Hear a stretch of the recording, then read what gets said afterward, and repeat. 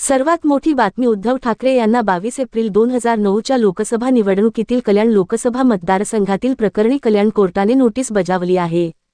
2009 मध्ये वसंत डावखरे विरुद्ध आनंद परांजपे अशी निवडणूक होती। यावेळी उद्धव ठाकरे यांनी परांजपे यांच्यासाठी घेतलेल्या प्रचार सभेत राष्ट्रवादी काँग्रेसचे उमेदवार वसंत डावखरे यांचा एक व्हिडिओ दाखवला होता। या व्हिडिओमध्ये डावखरे कार्यकर्त्यांना निवडणूक जिंकण्यासाठी पोलीस आणि निवडणूक अधिकाऱ्यांची भीती न बाळगता प्रयत्न करण्याचे आवाहन करत असल्याचे दाखवण्यात आले होते। या प्रकरणी उद्धव ठाकरे, एकनाथ शिंदे, आनंद परांजपे आणि रमाकांत देवळेकर यांच्यावर वसंत डावखरे यांनी खटला दाखल केला होता। त्यामुळे कोर्टाने ठाकरेंना समन्स बजावले आहे। तत्कालीन शिवसेना कार्याध्यक्ष उद्धव ठाकरे यांनी डोंबिवलीतील सभेत हा व्हिडिओ सार्वजनिकरित्या दाखवला होता। मात्र वसंत डावखरेंनी व्हिडिओतील वक्तव्य नाकारले होते। हा व्हिडिओ मॉर्फ केल्याचा डावखरे यांचा दावा होता।